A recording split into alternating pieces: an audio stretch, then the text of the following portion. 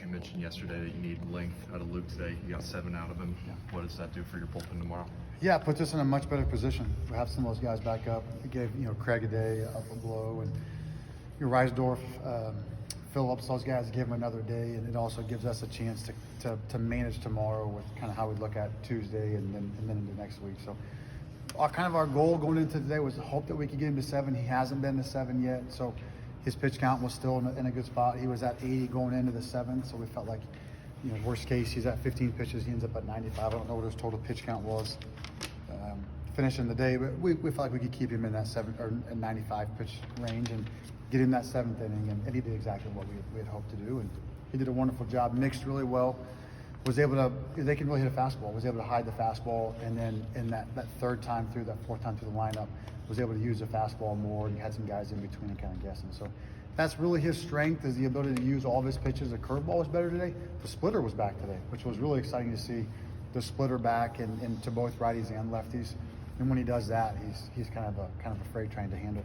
After the poor start at Penn State, he mentioned that the next start he came out with much more fire. Did you see that same fire today? Yeah, exactly. And he's a young guy kind of going through it, right? He's a young guy going through it for the first time, and Luke's terrific, right? Great kid, great player. He was a little emotional last week, and Illinois can hit, right? You have to land pitches. If your cutter's up and over the middle, they're going to hit it, right? And everyone has a scouting report now, and if you don't have the splitter and your cutter's up and over the middle, and if you don't get fastballs in, they're going to hammer you. And so they were all over him, and he was emotional and frustrated, and all things that young people do that we all kind of go through. And today he was good. He was aggressive, got fastballs in when he was supposed to get them in, landed the splitter. The curveball was a really good pitch today for him, and mixed. You could just see he was poised, he was confident, but he was also fired up to pitch, and that's what we have to have from him. Your staff ace needs to be the leader, physically, but also emotionally and kind of spiritually as he goes out there. The way he carries himself, his body language, how he is in the dugout, everyone kind of feeds off of that. And so when he's locked in and when he's super competitive like that, everyone else is as well. Is the mindset any different this year? I know we kind of talked about this last week, but this is a little bit different. Last year, obviously, you were only playing for a Big Ten tournament spot, so as much as you wanted to win the weekday games, in non-conference, there's really nothing at stake. This year, you're in contention for a host spot. Your RPI is high enough. You're probably going to make the tournament. Did you approach it any differently, knowing that an at-large bid is at play this year, and these games now matter more this year versus last year, where all that was, in play was what spot you get in the Big Ten tourney? Yeah, I mean, I won't lie. It is like I've talked to the guys a ton about the privilege that it is that every game that you play now matters, and it is a privilege. It's an honor to be able to do that. To look at it where every day is a playoff game now, and they had to earn the right to put themselves in that position to have every day matter, to have every day be a playoff game, and to have to show up and compete to the best of your abilities every single day. And so yeah, it is like we've talked about it, and I kind of gradually worked that conversation in with the kids, where at first it wasn't. It's probably 3 or 4 weeks ago now. Obviously, I'm kind of looking at the numbers and kind of look at the rest of the schedule and kind of see how things are playing out. And I kind of gradually work that conversation in, just introducing them to that stuff and not wanting to kind of throw it on too quickly. And over the last 3 or 4 weeks, as that's become more of a reality, certainly after this past week, just communicating to them, not the host stuff, not that necessarily, but we're playing obviously for a Big Ten championship, but we're also playing for an opportunity to get to participate in the postseason, and that every game matters when you're playing for not just the conference, but also for the postseason. And that's terrific. There's 50 or 60 teams every year that are playing for those opportunities this time of the year, and so we just need to continue to be our best every single day. But it doesn't change the fact that the message that we've preached for years, which is to just control the things that we can control and play all 27 outs to the best of our abilities. But I do think that reminding them, especially as we play so many young guys, reminding them that today is a critically important day, and not to look up afterwards and be like, man, I wasn't as locked in as I should have been. I wasn't as engaged as I should have been, and I missed an opportunity to go out and play as well as I could today. And if you win, you win. If you lose, you lose. But let's make sure our mindset's in the right place. So we have those conversations, but I don't belabor the point. I'm not bringing it up every day all the time. But it is a conversation that I think if I didn't have with them, they would obviously see through and know that it's something that we need to talk about. Carter Matheson worked a pair of walks and then a lot of deep counts in that monster home run. What was different about his approach at the plate today? He was a lot tighter. His turn was a lot tighter. He was out early this morning with Coach Weatherford on the field, and he's just had some length to the swing. He wants to get the ball up, and that's great. But if when you watch from the front side, and I get to watch him from the front side as a left-handed hitter, when you watch a guy from the front side, there's a huge space in their front oblique where there's a ton of space here.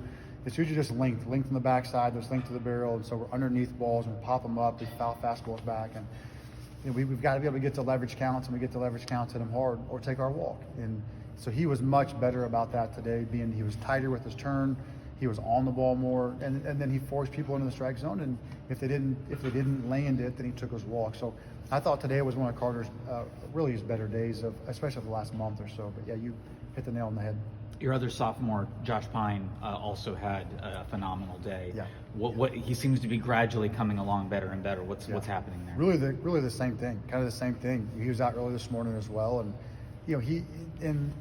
guys want to get the ball in the air, and I want them to get the ball in the air, but we don't get the ball in the air by creating length on the backside, and that's always like the first thing that a young guy does is they almost kind of drop their hands a little bit, or they open the front side up and they lose the barrel in an attempt to get the ball in the air. And we kind of talked about it. It's like, Josh, you've got to trust your body to create your bat path and your flight trajectory, and be really tight up top. And Josh isn't a big guy. Like he's not 6'2", 6'3", 6'4". So it's a little harder for him to get the ball in the air just from his natural levers. And he doesn't hit the ball 110. He's not going to hit the ball hard and high. He's going to hit the ball hard and on the line, hard and low. And he's good enough to be able to be a really effective offensive player at like 10 feet off the ground at 98 miles an hour. And so he was really good at that today. He was tighter up top. He was in good counts. He didn't try to do too much and try to get the ball in the air and play, we call it through the line, right? If there was a line that was head high across the field, can you play through the line? And did a really good job of that. Wind blowing out today, is there any element that you have to or is there any kind of conversation you have to have with the guys to make sure they aren't trying to just get the ball up in the air? Yeah, I didn't think we were very good. Kind of those middle 3 or 4 innings, we had 5 or 6 3-1 counts, 2-1 counts where we pop balls up, and you could tell obviously we were just trying to get the ball up in the wind, and it's just not good enough. And I know, again, I'm sure they're rolling their eyes at me in there when I know we won by a lot, but we left a lot of opportunities. You don't know you're going to score 4 or 5 late. You don't know what that's going to be. The wind's blowing out. They're really offensive, and we weren't good enough in those 3 or 4 innings there when opportunities were given. And I thought we kind of fell into that trap a little bit, and we have to be professionals every inning, every at bat, and you do that long enough, it eventually goes your way. And again, we won. I get it, but if we're going to talk about being our best every pitch of every game, then we have to hold true to that standard. Whether we win or we lose, you call a spade, and we did. We try to talk about staying through the line, play on the line. If you hit a line drive, with Carter Matheson's home run, he's 6'3", 220 pounds, strong as an ox. Like it's just a line drive. He just hits a line drive. It just happens to go 420 feet. Tyler Cerny, both of his home runs are there's line drives that ride out of here because he's strong and the wind's blowing out a little bit, but you just don't normally see you don't see home runs get up off the bat. They get out off the bat, and that's also what doubles do. So we have to give ourselves room for error, and I didn't think there in the 5th, the 8th, or 5th, the 7th inning we were very good. The offense in general this year, baseball, offense is up in college baseball, but in general, your batting average is sitting right around 300 as a whole team, and there's very few, anybody with a low average. This is much more what happened in 2013, 2014, with the teams with Schwarber and Travis. It wasn't just them, it was the entire lineup, was a hard out versus you're back to that. You've had some years where you've hit a lot of home runs, but you were down at 250, and there were some guys at the bottom who weren't doing great. How different is it this year, to have a constant lineup where all 9 guys, are a threat? Yeah, no, that's a great point, and you have to have all 9 guys, and you have to have guys on the bench that can push the guys in the lineup. And if you want to be able to, we try to get to 7 runs. We always talk about 6 or less defensively and get to 7 runs. If you want to do that, you're dependent. If you only got 5 or 6 guys that can really change the game offensively, or be dutiful at least, then it's really hard for you to get to that. Pete Cerruto today lines out twice. It may happen to you. You may scorch 2 or 3 balls, but if you have 9 guys that have the same quality of an at bat, Some guys may hit the ball to the ballpark. Some guys may not be able to do that, but you just can't have guys that go up there and swing a foam finger, right? Swing a pool noodle and can't impact the baseball or unwilling to take a walk. On base percentage is king, and home runs are great. We need to have instant offense. That's awesome. But a solo homer doesn't win games. They take a lead on a solo homer. I think they hit 2 solo home runs today, right? And they don't win games. Three-run homers win games. 2-run doubles win games. And so we've got to be able to take what we can do offensively in my skill set and apply that to the game. Like, how can I impact it in a positive way? Morgan Collapi comes in today and takes 3 walks. That's a great day. That's an awesome day. Statistically, it's the exact same as 3 singles. So what can we do to impact the offense in a positive way? And we have guys that are buying into that. We have guys who are doing that. I think our training environment's good. We've gotten better as the longer we've done it, and we've also been able to have the recruiting classes impact the program. When you have enough guys and you're able to stack those classes up, you get enough guys. We have the depth to be able to push guys. Look at Sam Urison comes in today, gets a 2-1 fastball and bangs a double to right center. And you just have to have guys that can push their starters, because I was 19 and 20 years old at one time. Our mindset wanders, and sometimes we don't value success, and sometimes we don't value how hard it is to continue to have success. And so pressure is good, and the fear of keeping my job every day is a good thing as well. And then finally, you mentioned that the way the ball was launched, the angle too high. Do you think, obviously I was the only one at Illinois last week, but a couple of those Sunday kind of got Ray up there. Do you think that maybe what happened last Sunday at Illinois made him want to swing at some of those high pitches, thinking they could get out with the angle? Well, the guys that hit him last week are Devin Taylor is a different human being. So, Glasser hit that ball pretty well to left center, but he was more on a line. He got it up and he spun it. So usually when you see guys that spin the ball the other way, the ball spins better the other way if the wind's carrying it, kind of like Cerny's ball to right field. But the one that Devin hit so high, he still hit 104 miles an hour. It's just there's very few people on earth that can hit a ball 104 miles an hour at like 35 degrees, right? This doesn't happen very often. So he's a unique case. Most guys that hit the ball up like that hit it 84, 85, and it's going to land at 330 feet to right center, and it's not going to get out of here. So, yeah, when somebody hits a homer, then all of a sudden it's like, if you like that, watch this, and I hit this, super high, majestic fly ball the center fielder catches in the back pocket. We just got to stay through a line and just keep moving it along. The team clinched its 7th straight series victory. I know you've talked before about some things behind the scenes, but in this sort of, 7-week stretch, what has been the key sort of factor to that consistency, would you say? I would say the key factor, and I don't know that this is as common knowledge as it is in-house, is between Coach Glant, Denton Sagerman, Zach Rutherford, and Derek Simmons, their ability to adjust over a weekend with our shifts and our pitch calling. If you look at from a Friday to a Saturday, Sunday, now again, we have snow on Saturday, so I understand that, but we consistently get better at mitigating runs over the course of a weekend, and we do it time and time again. And they do such a great job. They watch video, so all that stuff is dumped into a database. They watch every pitch, they watch every video. We get updated stats during the course of the weekend, what pitches landed, what didn't, what pitches got hit where. And so over the course of the weekend, we're able to shift more and more. We get more feel for it. Denton's able to pull all the data, all the stats, and apply that. Coach Glant's watching all the video. So I think, our ability to succeed over the course of a weekend is primarily due to our ability to adjust in real time over the course of a weekend to be better. We're typically better in every facet the longer we play somebody, and that's not always the case. You look at a lot of teams, for someone to be better, then someone has to be worse, and so that means that there's a lot of teams that are unable to adjust. Right? You have the same trick that continues to get guys out, or you play the same defensive alignments the whole time, right? And you're like, how many ground balls are going to go in the 6-hole, for crying out loud? How many ground balls are going to go in the 4-hole, or what have you, right? And so I think the assistant coach is doing an incredible job being very, very detail-oriented, very hard-working, in preparing the kids and put them in the right position to be successful. And look at Illinois for a perfect example last weekend. The data says one thing, and that's different from a pitch calling standpoint than maybe what you have.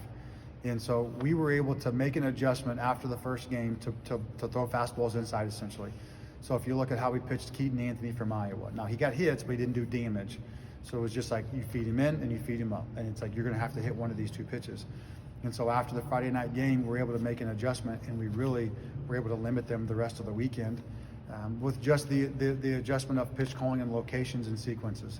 If you look at the Friday game, and it's like, gee whiz, we threw, I think you were there, we threw your four of your better arms and you got hit. What are you going to do the rest of the weekend? It's like, we're going to go back and watch the video and make adjustments and make sure that we're executing pitches where we need to be at. So I think that's probably the primary reason as to why we've been able to have that success and win the weekends. And that's your job as a coach. Your job is to do your homework, to make adjustments, to coach them, and to get better over the course of the weekend. And I think those guys have done a wonderful job with that. Certainly not me. I'm not the one pouring through the notes. I'm the one asking, what do you think? And they're the ones making the decisions, and did a great job. Did the coaches use that sort of system as frequently last year?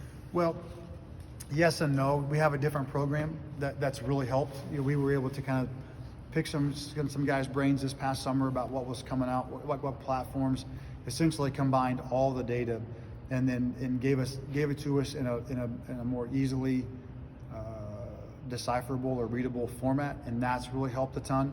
And it's given us some shifts, so you kind of have your straight up, you're kind of like your in between, and then your optimal shift.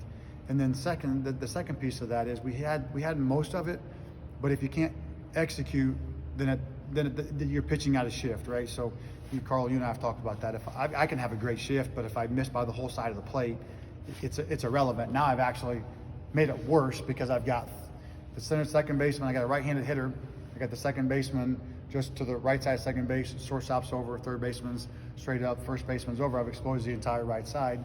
If I call a 1-2 sinker in after a slider away and he rips it to the outside half of the plate, now we just give up a single in the 4-hole, and we should have just played straight up. So that was the hard part oftentimes, was not knowing what we were going to get from an execution standpoint, and we made it worse at times. We would do these shifts, and then it was like we just shot ourselves in the foot. We should have just played straight up. So a ton of it, you have to give credit to the kids that are going out there and executing pitches and being able to do what they're asked to do, so then we can help them. And I think once they've seen that, it's like, wow, if I go out and just execute my pitch, we can essentially put 3, 4, 5 guys in one part of the field and really help you.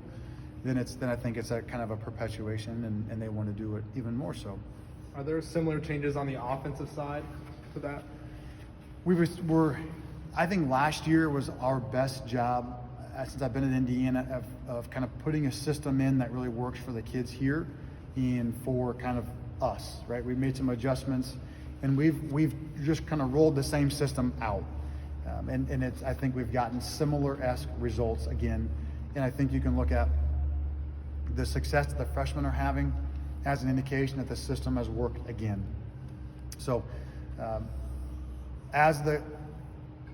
I've actually given less information, or Zach has given less information to the hitters, more direct feedback or information to them that's more, I think, more applicable. So it's not a really super in-depth scouting report, and more video, out pitch by count, and then what we're going to have to do from a game plan standpoint to have success. So it's pretty similar offensively for the most part, and I think it's kind of ran its course kind of the way. Now, I will probably stay pretty close to where we're at kind of moving forward, but that's a really good question as well.